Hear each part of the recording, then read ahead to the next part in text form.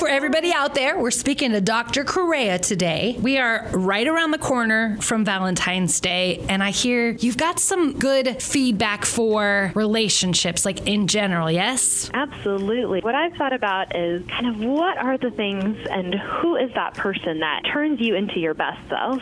So who's that person that makes you feel valued, makes you happy, kind of that gut feeling that you're with someone who brings out the best in you. And that's something that only you yourself can know the answer to. Do you know what I mean? Yes. I do know there's a difference between those butterflies in your stomach and then it's not actually a butterfly that you're experiencing. How do you know the difference? That's the truth.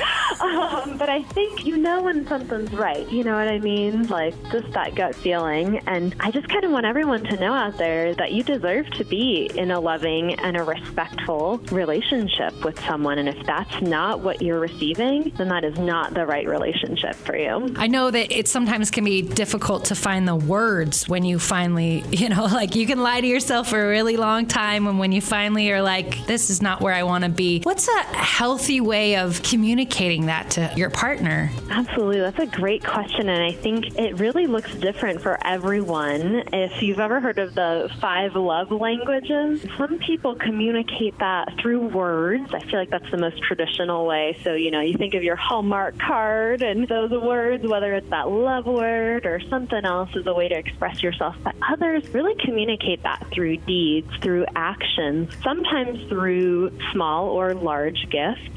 But it's important to kind of evaluate yourself, but also ask your partner, what are the ways that communicating love and respect and attention resonate with them, and exchange that back and forth. I like that. I know one of my love languages is feeding my husband. Is that a love language? I don't know. Absolutely. I think that'd be under acts of service or something like that. So everybody out there, try to identify the way that you like to receive love, and also paying attention to how your partner likes to receive it, because they're different. They could be just like everybody's a little different. Absolutely. And sometimes we don't even recognize the love that our partner is showing us because we're used to portraying it using a different love language. So it's important to talk through those things. Fair. Now, I know that sometimes relationships can kind of veer into a little bit of unhealthy behavior, and maybe that's not your partner grew up in a different type of household trying to meld these two relationships together. Maybe a sign of something that's not healthy, but you can work on. You don't have to say, you know what, I don't want to be with you anymore because the way you're acting. Absolutely. Well, I think it all starts with recognizing your own boundaries. And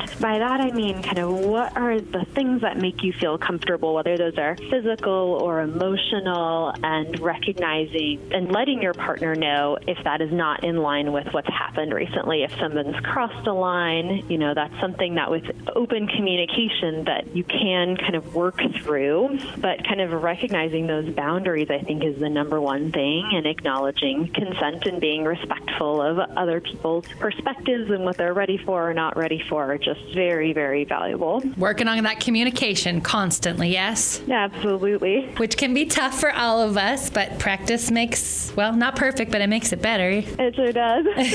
And I throw out a resource out there that I'd love for listeners to be aware of, which is a website called loveisrespect.org. There is a cool relationship quiz on there that listeners can click through. There are some red flags on there of certain things that would cross into relationship abuse or other types of really kind of poor behaviors that you'd want to be aware of that sometimes we just don't see when we're in that relationship, but also has really good resources for talking about, how to get past even small relationship hurdles and how to communicate and get through what can be really fun, but what can be really challenging aspects of being in a relationship. I love that. I know that everybody starts dating at a different age. So say you're a teenager and you're experiencing your first love. What are appropriate things for that age? Is that okay to talk about?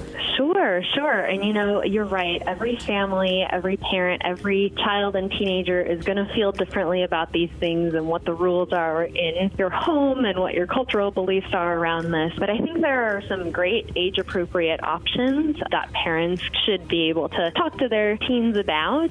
Some are actually going out in a group setting. Of course, right now we are still observing social distancing and kind of COVID precautions. I'd say perhaps going outside, embracing the snow, maybe going snowshoeing or doing something fun outdoors in a group setting is something that a lot of parents are kind of willing to get behind as long as the kids are being safe and or supervised in some kind of way. Now we're going into Valentine's Day weekend. I'm sure there's going to be a lot of people maybe hitting up the dating sites and the online world of connecting. You have any tips and tricks for people trying to sort out who's actually telling the truth and not? Oh, what a great question, and so relevant, right? To today's world. Just be yourself out there. Be honest with people. And, my hope is that you would receive that same honesty and respect back. And don't tolerate if people are not acting or communicating in a way that feels appropriate with you. I don't think anybody needs to have the time of day for that. Right. But being willing and open to, get out there and, what potential partnerships are like using the internet and using dating apps and sites. They're great. I've had lots of great friends who have met their now husbands and wives through various online media. But don't settle. That's right. I love Absolutely. that. And then I was thinking, because we are at work a lot, or maybe you're working from home, but that relationship with your coworkers and your bosses, do you have any healthy tips or tricks or communication that is important when you're in a work environment? Absolutely. I think in really any setting, it's easy to focus on the more negative things, the challenging aspects of relationships. But I would kind of challenge everyone to find something positive, something that they appreciate about their coworkers, and articulate that. Say, even if it's something small, hey, I really appreciate that you refilled the coffee pot this morning. I really needed that. Or anything small, that we can articulate our gratitude and our appreciation for each other really makes a difference in somebody's day. Perfect. And then on the flip side, if you're struggling with a coworker, you have any great communication tips on how to get past that? I know it's like one of the most uncomfortable situations you could be in. It's so challenging, and it depends on your communication styles and your preferences, but I'd say, get it out there. Don't stew, kind of articulate what's going on. Find, if you need to escalate it to somebody in a higher up setting, depending on your work setting. I hope that everyone has the space and environment that feels safe to do that. Yes. But try not to just hold in those feelings. So when you bottle them up, that just really can create a pretty negative or toxic work environment and home environment, and really anywhere that you could be. Oh, that's so true. You just carry it home and nobody wants that business. And then your partner's like, what's your problem? Nothing. Yeah, exactly. Yeah, don't communicate like that. It's just... Right.